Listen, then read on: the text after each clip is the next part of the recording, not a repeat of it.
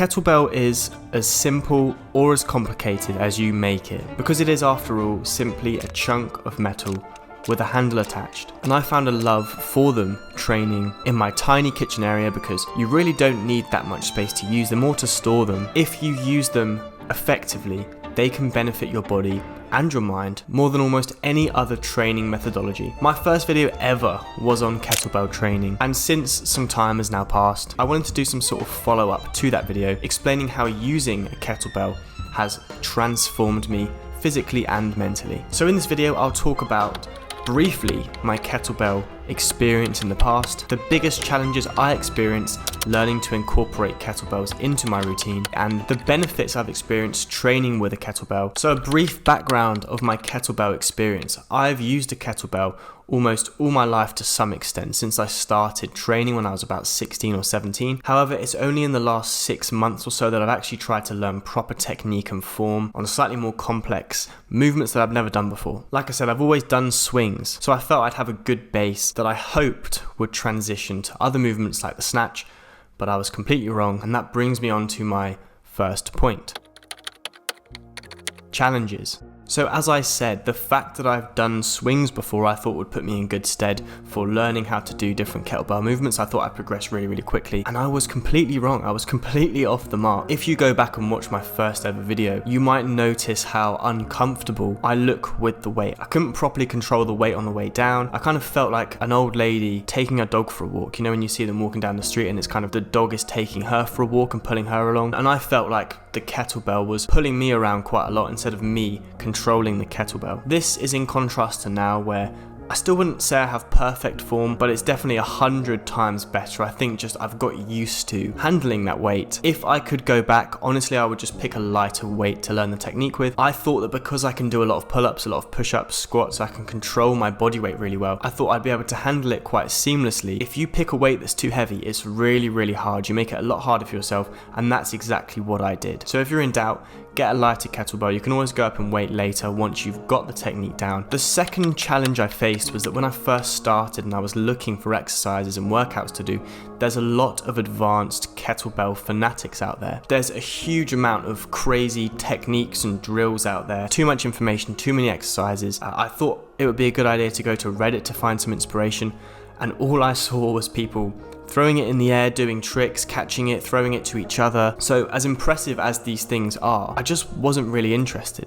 And obviously this wasn't where my level was actually at, nor did I really even want to be at this kind of level in terms of proficiency of using kettlebells. Like I say, I just wanted something simple and easy to get my teeth into, to change up my workout routine and see if this was going to benefit me in a different way to what I'd always been doing before that. So after doing a bit of research, I decided to focus mostly on what I thought were the 3 main kettlebell movements: the clean, the press, and the snatch. So my biggest takeaway here, especially if you're a beginner, is to simply focus on a couple of really basic movements that are going to be high yield movements. So you're going to get a lot out of the movements without having to learn a huge amount of technique. Obviously, I'd recommend learning the swing. Since I felt I'd already learned the swing, the next thing for me was the clean, because most kettlebell movements you can do as long as you know the clean. If you can get the kettlebell up into a rack position, so just learning how to do the clean is going to be a really useful investment of your time. And again, if I could go back in time, I would focus on getting the clean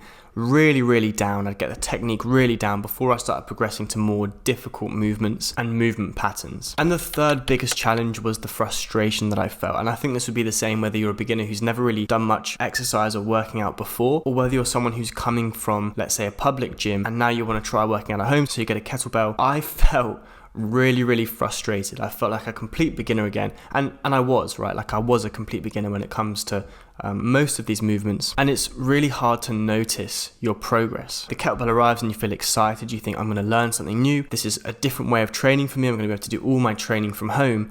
And then you actually get into it and a few weeks go by and you kind of run into brick wall after brick wall. You might film yourself and you realize that I still can't get the hang of this movement. And to be honest, there's nothing particularly nice about doing movements like a clean and press, for example, because they suck, they're hard, you have to learn the technique, but they are a really effective movement. And I think generally if a movement sucks like this, it probably means it's doing something beneficial for your body. So for the same reason that burpees suck, and I hate doing burpees, but I still do them every single week because they're important, it's hard to learn to embrace that discomfort, or dare I say even enjoy that discomfort, but seeing the progress over time makes it worth it. And I think the best way to deal with this frustration is kind of just to put the blinkers on for a few weeks. Film yourself at the start of a month and film yourself at the end of a month, and in between just keep going. Even if you don't really want to, you might lose motivation, just keep going and then compare the footage at the start of the month and the end. You will see how much progress you've made in terms of technique, and hopefully that will motivate you to keep going. Now let's talk about the benefits. So firstly, I feel I underwent a big shift in my perspective. So I used to be very focused really just on how I looked, and to an extent, I'll be honest, I still am to a degree, but using kettlebells has shifted my focus more towards how I feel and how I move and how can I progress in terms of technique and not just in terms of physique. Working out, training now feels more like an all-encompassing health and fitness venture as opposed to just an aesthetic pursuit, which is a contrast to why I started working out when I was about 16, 17, because I wanted to build muscle, because I wanted to look good, because I was young and insecure and scrawny. But adding a kettlebell in has certainly shifted my perspective, shifted my outlook in terms of mentally where I'm at, and the reason that I continue to work out and try and be healthy and try and be fitter every single day. I think the sheer amount of movement that kettlebell exercises require, the range of movement, develops strength and flexibility in the joints, as well as the stability of all of the tiny muscles that you normally never even notice. For example, learning how to do a clean into the rack position means recruiting hundreds of muscles that support your spine, your shoulders, your elbows, your wrists, your knees, your ankles and your hips. In exercises requiring less overall stability, like a push-up for example, there's less requirement for these extra small stabilizing muscles. So doing exercises that require greater overall stability is going to improve these small muscles, and it's going to make your joints a lot stronger, and it's going to make your mobility a lot better. This one is also simple. I just feel looser, I feel more explosive, I feel more agile, my balance is better, I feel like I can move through a greater range of motion. And I think this is obvious if you look at my first ever video, how I moved, how I controlled the kettlebell or didn't control the kettlebell, and how I move now.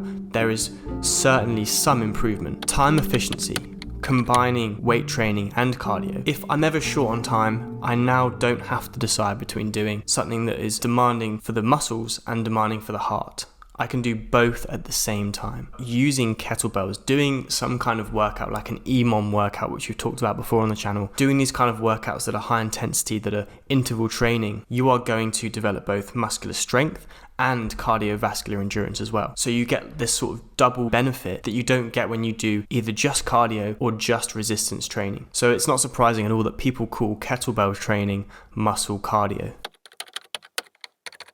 Overall, I'm definitely going to keep using kettlebell training. I think if you stick to the basic exercises, there's almost no better method of training. So use the kettlebell how you want to use it, not how other people tell you that it should be used, because for the third time in this video, it is just a weight with a handle. If you don't want to be dogmatic about kettlebells, I recommend incorporating some basic movements like cleans and presses and swings, whilst also using methods from other training styles like calisthenics or even gymnastics. If you've been thinking about trying something new, this is your sign. Good luck.